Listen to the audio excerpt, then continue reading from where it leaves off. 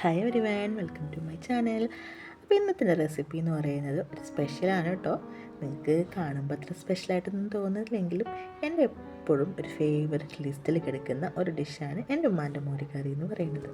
എനിക്ക് ഏറ്റവും ഇഷ്ടമുള്ളൊരു സംഭവമായിട്ട് എൻ്റെ ഉമ്മാൻ്റെ മോരുകറി. ഞാൻ എത്ര പ്രാവശ്യം അതുപോലൊക്കെ വയ്ക്കാൻ ശ്രമിച്ചാലും അതിൻ്റെ 7 അയലത്തെത്താറില്ല എന്നുള്ളതൊരു വാസ്തവമാണ്. പക്ഷേ ഞാൻ ട്രൈ ചെയ്യാറുണ്ട്. കാരണം എനിക്ക് എപ്പോൾ അത് കഴിക്കാൻ തോന്നുമ്പോൾ നമുക്ക് എപ്പോഴും ഇപ്പോൾ വീട്ടിൽ പോയി ഉമ്മാനുണ്ടാക്കി തരാൻ പറയാൻ പറ്റില്ലല്ലോ. അപ്പോൾ ഞാൻ എപ്പോഴും ട്രൈ ചെയ്ത് നോക്കാറുണ്ട്. എൻ്റെ ഒരു താൽക്കാലിക ആശ്വാസത്തിന് ഞാനത് കഴിക്കാറുണ്ട്.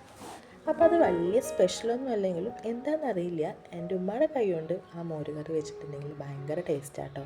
എനിക്കത് മാത്രം മതി ചോറുണ്ണാൻ. എനിക്ക് അത്രയ്ക്കും ഇഷ്ടമുള്ള ഒരു ഡിഷാണ് കേട്ടോ മോരുകറിയും മോര് കൂട്ടാനും ഒക്കെ നമ്മൾ പറയും.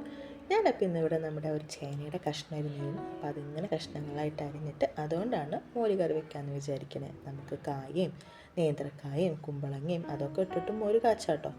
അപ്പോൾ ഇന്ന് ചേനയുടെ കഷ്ണം ഇരിക്കുന്ന കാരണം അതൊക്കെ ഞാൻ ചെറുതാക്കി അരിഞ്ഞ് അതിലേക്ക് കുറച്ച് മുളക് പൊടിയും മഞ്ഞൾപ്പൊടിയും ഇത്തിരി ഉപ്പും ഒക്കെ ഇട്ടിട്ട് വേവിക്കാൻ വെച്ചു.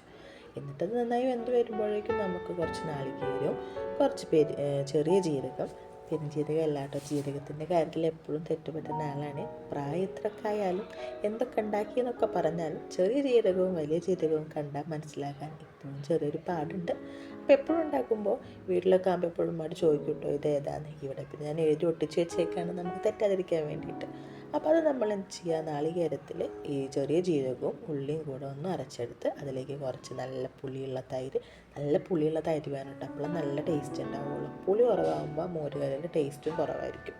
അപ്പോൾ അതെല്ലാം കൂടെ നന്നായി അരച്ചെടുത്തിട്ട് നമ്മുടെ ഈ വെന്തിരിക്കുന്ന ഈ ചേന കഷ്ണത്തിലേക്ക് ആ അരച്ചെടുത്ത അരപ്പ് ഒഴിച്ചു കൊടുക്കുക. അതിനുശേഷം നമുക്ക് കുറച്ച് കടുകും ഉലുവയും ഇച്ചിരി ചുവന്ന മുളകും ഇത്തിരി വേപ്പിൻ്റെ ഇല ഇട്ടിട്ട് അതൊന്ന് കാച്ചിയെടുക്കുക. ഇത്രയേ ഉള്ളൂ. പക്ഷേ സംഭവം ഇത്രയേ ഉള്ളൂ വെച്ചാലും അതിൻ്റെ ടേസ്റ്റ് അങ്ങനെയല്ല കേട്ടോ. നല്ല ടേസ്റ്റാണ്. പിന്നെ കട്ടിയോട് കൂടി വേണം മോരുമാൻ്റെ മോരുകറിക്ക് ഫാനായിട്ട് ഞാൻ മാത്രമല്ല കേട്ടോ ഉള്ളത്. എൻ്റെ ഉമ്മാക്ക് ഞങ്ങൾ 2 പെൺമക്കളാണ്. അപ്പോൾ എനിക്കെൻ്റെ താത്തയുണ്ട്. ഞങ്ങൾ 2 പേരും ഒരുപോലെ അഡിക്റ്റഡ് ആയിട്ടുള്ളതാണ് ഞങ്ങളുടെ ഉമ്മാൻ്റെ മോരുകറി എന്ന് പറയുന്നത്. അപ്പം ഞങ്ങൾക്ക് 2 പേർക്കും വീട്ടിലൊക്കെ ചെന്നാൽ ഇപ്പം ഞങ്ങൾ കാലത്ത് നേരിട്ട് കോരി കുടിക്കുന്ന ഒരു സംഭവമാണ് ഈ മോരുകറി.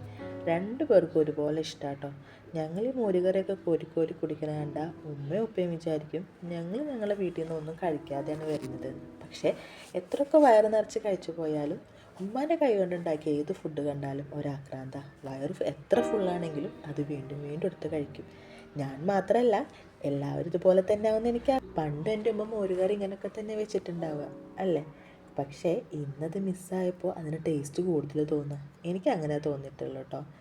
അതിപ്പോൾ ഈ കറിയുടെ കാര്യം മാത്രമല്ല, നമ്മുടെ ലൈഫിൽ ഏത് കാര്യമായിക്കോട്ടെ നമുക്കത് മിസ്സാവുമ്പോഴോ അതിൻ്റെ വാല്യൂ കറക്റ്റായിട്ട് മനസ്സിലാവുള്ളൂ. അതിപ്പോൾ ഭക്ഷണമായാലും എന്തെങ്കിലും വസ്തുക്കളായാലും നമ്മുടെ ലൈഫിൽ ഏതെങ്കിലും മനുഷ്യന്മാരായാലും നമുക്ക് ആവശ്യത്തിലധികം അത് അവൈലബിൾ ആകുമ്പോൾ നമുക്കതിൻ്റെ വാല്യൂ മനസ്സിലാക്കാൻ സാധിക്കാറില്ല. പക്ഷേ ഏതെങ്കിലും ഒരു മൊമെൻറ്റിൽ നമുക്കത് നഷ്ടപ്പെടുമ്പോൾ അല്ലെങ്കിൽ അത് ലഭിക്കാതാവുമ്പോൾ അപ്പോൾ നമുക്കതിൻ്റെ വാല്യൂ കറക്റ്റായിട്ട് മനസ്സിലാക്കാൻ പറ്റും. We see the value when it's long with us അല്ലേ. അപ്പോൾ എന്താ ചെയ്യുക, നമുക്ക് ഇപ്പോൾ കിട്ടുന്ന ഓരോ മൊമെൻറ്റ്സും ചെറിയ സന്തോഷങ്ങളും നമുക്ക് ചുറ്റുമുള്ള മനുഷ്യന്മാരെയും ഓരോ മൊമെൻറ്റ്സിനെയും അത് നമുക്ക് മാക്സിമം എൻജോയ് ചെയ്യുക. മാക്സിമം ഹാപ്പി ആയിട്ടിരിക്കാൻ ശ്രമിക്കുക. മാക്സിമം എൻജോയ് ചെയ്യുക അല്ലേ. നഷ്ടപ്പെട്ടു പോയ മൊമെൻറ്റ്സോ അല്ലെങ്കിൽ നഷ്ടപ്പെട്ടു പോയ ആളുകളെയോ അതൊന്നും ആലോചിച്ചിരിക്കാതെ നമുക്കിപ്പോൾ കിട്ടുന്ന നമുക്ക് ചുറ്റുമുള്ള ആളുകളെ സന്തോഷിപ്പിച്ച് നമുക്ക് കിട്ടുന്ന ചെറിയ മൊമെൻറ്റ്സിനെ ആസ്വദിച്ച് ലൈഫ് ഹാപ്പി ആയിട്ട് മുന്നോട്ട് പോകാം. അപ്പോൾ ഇതെൻ്റെ വിശേഷമൊക്കെ പറഞ്ഞു കഴിഞ്ഞപ്പോഴത്തേനും എൻ്റെ മോര് കറി വരെ ശരിയായിട്ടിട്ടുണ്ട് കേട്ടോ. നമ്മളതിനെ തൂമിക്കാൻ വേണ്ടിയിട്ട് കടുകും ഉലുവയും ചുവന്ന മുളകൊക്കെ ഇട്ട് പൊട്ടിച്ചെടുത്തു. അതിന് നമ്മളിതാ മോര് കൂട്ടാൻ കച്ചിയെടുക്കുകയാണ് കേട്ടോ. അപ്പോൾ ഇന്നത്തെ എൻ്റെ ഉച്ചയ്ക്കുള്ള സ്പെഷ്യൽ എന്ന് പറയുന്നത് ഈ മോര് കറിയാണ്. ഞാൻ പിന്നെ വേറെ ഉപ്പേരിയൊന്നും ഉണ്ടാക്കാൻ പോയില്ല. കാരണം മോര് കറിയുള്ളപ്പോൾ പിന്നെ വേറെ ഉപ്പേരിയുടെ ആവശ്യമൊന്നുമില്ല. അപ്പം നല്ല മോര് കറിയും പിന്നെ കുറച്ച് പപ്പടം പൊരിച്ചെടുത്തു. പപ്പടവും ചെറിയൊരു ഓംപ്ലേറ്റും ഉണ്ടാക്കിയെടുത്തു. പിന്നെ നമ്മൾ നാട്ടിൽ നിന്ന് വരുമ്പോൾ കൊണ്ടുവന്നിട്ടുള്ള ചെറിയ ചീനമുളകുണ്ട്, ഉപ്പിലിട്ടത്, സ്വർക്കം ഉമ്മ കൊടുത്തയച്ചതാണ്. അങ്ങനെ ആ ചീനമുളക് കൊടുത്ത് നല്ല അടിപൊളിയായിട്ട് വയറ് നിറച്ച് ഫുഡ് കഴിച്ചു. ഇങ്ങനെയുള്ള ചെറിയ ചെറിയ ഹാപ്പിനെസ്സൊക്കെ കിട്ടിയാൽ തന്നെ നമ്മുടെ ലൈഫ് അടിപൊളിയാടോ. നമുക്കത് ചെറിയ സാധനങ്ങളായി ചെറിയ കാര്യങ്ങളായിട്ട് തോന്നുന്നത് കൊണ്ടാണ്. ഇതൊന്നും കിട്ടാത്ത ഒരുപാട് എത്രയോ ആൾക്കാർ നമുക്ക് ചുറ്റുമുണ്ട്.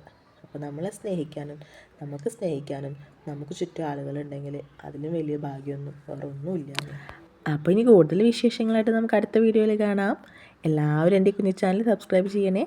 Tata bye, see U.